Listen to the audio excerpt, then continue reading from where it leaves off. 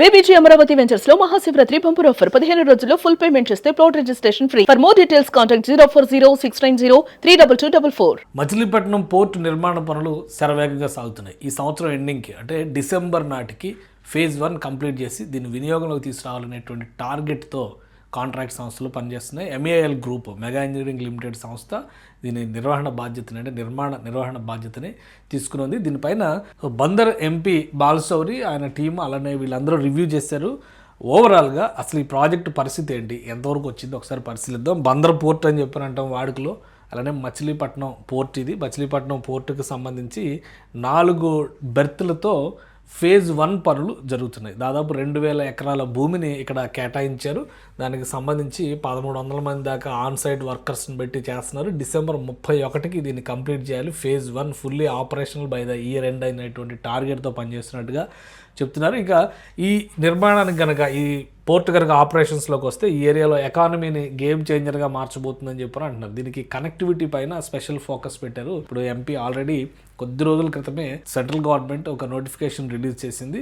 విజయవాడ నుంచి మచిలీపట్నం వెళ్ళేటువంటి రూట్ని స్ట్రెంథన్ చేయడం, ముఖ్యంగా పామర్ ఏరియా నుంచి ఇంటర్ కనెక్టివిటీని డెవలప్ చేసేటువంటి ప్రణాళిక. అలానే ఇప్పుడు తాజాగా కృష్ణానదికి అవతల వైపు ఉన్నటువంటి గుంటూరు జిల్లా వైపు ప్రస్తుతం ఉన్నటువంటి రేపల్లె ప్రాంతంలో అక్కడి నుంచి రైల్వే లైన్ కనెక్టివిటీని కూడా ఇంప్రూవ్ చేయాలని చెప్పి డిసైడ్ చేసి దీనిపైన అధికారులు సర్వే చేస్తున్నారు. ఆ డేటా మొత్తం కూడా పోర్ట్ ఏరియాలో పెట్టినటువంటి మ్యాప్స్లో డిస్కస్ చేశారు. ఫైనల్గా దీన్ని అమలు చేసేటువంటి విషయం ఒకసారి చూద్దాం. మనం మచిలీపట్నం పోర్ట్ చూస్తే కనుక చాలా క్రూషియల్ పోర్ట్ అవుతుంది. ముఖ్యంగా హైదరాబాద్కి, తెలంగాణ స్టేట్కి ఇది ఒక కీలకమైనటువంటి పాయింట్ అవుతుంది. అటు కాకినాడ పోర్టుతో పోల్చినా, విశాఖపట్నం పోర్టుతో పోల్చినా, ఇటువైపు సౌత్లో ఉన్నటువంటి చెన్నై పోర్టుతో పోల్చినా కానీ అవి చాలా డిస్టెన్స్లో ఉంటాయి. ఇదైతే నేరుగా యాక్సెసిబిలిటీ ఎక్కువగా ఉంటుంది అనేటువంటి ఆలోచన ఉంది. విజయవాడకి నుంచి 70-80 కిలోమీటర్లు వస్తుంది అనమాట ఈ ఏరియా. సో ఇక్కడ బందర్ నుంచి నేరుగా విజయవాడ హైదరాబాద్ హైవేని అక్కడ కనెక్ట్ చేస్తే సరిపోతుంది. అందుకనే ఇప్పుడు రేపల్లె ఏరియా అంటే రేపల్లె నుంచి ఇక్కడికి, ఇక్కడ పామరు నుంచి మరొక కనెక్టివిటీ, ఇటు కాకినాడ పోర్టు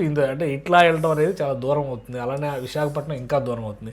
సో దీన్ని దృష్టిలో ఉంచుకుని తెలంగాణ ప్రభుత్వం కూడా దీనిపైన ఎక్కువ ఆశలు పెట్టుకుంది. కేంద్ర ప్రభుత్వం సమన్వయంతో రహదారి వ్యవస్థను బాగా విస్తరించాలని చెప్పి నిర్ణయం తీసుకుంది. ఇప్పుడు అందులో భాగంగానే ఈ పోర్ట్ ఏరియాకి డెవలప్మెంట్, ఎందుకంటే ఇక్కడ ష్రింప్ అంటే ఆక్వా ఇండస్ట్రీకి సంబంధించి పెద్ద ఎత్తున కోస్టల్ బెల్ట్లో వ్యాపార లావాదేవీలు ఎగుమతులు జరుగుతాయన్న విషయం అందరికీ తెలుసు. రేపు ఈ పోర్ట్ కంప్లీట్ అయితే కనుక 90% ఇన్కమ్ ఆక్వాకల్చర్ నుంచి వచ్చేటువంటి ఇన్కమ్ ఉంటుంది. ఇదంతా కూడా ఈ పోర్ట్ ఏరియాకి షిఫ్ట్ అయ్యేటువంటి అవకాశం ఉంటుంది. ఆల్రెడీ 377 ఇండస్ట్రియల్ అలాట్మెంట్స్ ఉన్నాయి. ఎందుకంటే మల్లవల్లి, వీరపనేనిగూడెం ఈ 2 ప్లేసెస్లో కూడా ఫుడ్ ప్రాసెసింగ్ రంగానికి సంబంధించి కొన్ని పరిశ్రమలకు సంబంధించినటువంటి అనుమతులు ఇచ్చింది. అక్కడ పారిశ్రామిక వాడల్ని ఆంధ్రప్రదేశ్ ప్రభుత్వం డెవలప్ చేస్తుంది. ఇవన్నీ కూడా ఇటు కనెక్ట్ అవ్వడానికి అవకాశం ఉంది. అలానే బందర్ అంటేనే rolled gold, 1 gram gold ornaments, jewellery తయారు చేయడానికి పెట్టింది పేరు.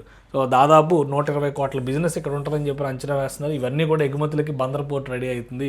సో మొత్తానికి షిప్ బిల్డింగ్ ఇండస్ట్రీతో సహా అనేక అంశాలకి బందర్ పోర్టు ఒక ఊతమిచ్చేటువంటి నిర్ణయం అవుతుంది. అందుకనే ఈ సంవత్సరం ఆఖరిలో బందర్ పోర్ట్ రెడీ అయితే కనుక ఈ దరిదాపులో ఉన్నటువంటి ఈ రంగాలన్నిటికీ కూడా ఉత్సాహం వస్తుంది, ఊతమిస్తుంది. అగ్రికల్చరల్ ఎక్స్పోర్ట్స్, అలానే ఆక్వాకల్చరల్ ఎక్స్పోర్ట్స్, ఇండస్ట్రియల్ ఎక్స్పోర్ట్స్ కూడా ఇది కీలకమైనటువంటి స్థావరం అవుతుంది. ముఖ్యంగా ఆంధ్ర తెలంగాణని అనుసంధానించేటువంటి పోర్ట్ అవుతుంది. ఎందుకంటే తెలంగాణ నుంచి జరిగేటువంటి ఎగుమతులు ఏవైనా ప్రస్తుతం కాకినాడ పోర్ట్ నుంచి లేదా చెన్నై పోర్ట్ నుంచి జరుగుతున్నాయి. ఇవి 2 కూడా చాలా దూరంగా ఉండేటువంటివి. మచిలీపట్నం పోర్ట్ అందుబాటులోకి వస్తే కనుక తెలంగాణలో ఒక డ్రై పోర్ట్ని డెవలప్ చేసుకుని నేరుగా ఈ మచిలీపట్నం పోర్ట్ నుంచి ఎక్స్పోర్ట్ చేసుకునేటువంటి ప్రయత్నాలు కూడా జరుగుతున్నాయి. కాబట్టి ఇది ఒక కీలకమైనటువంటి పోర్ట్ అవుతుంది.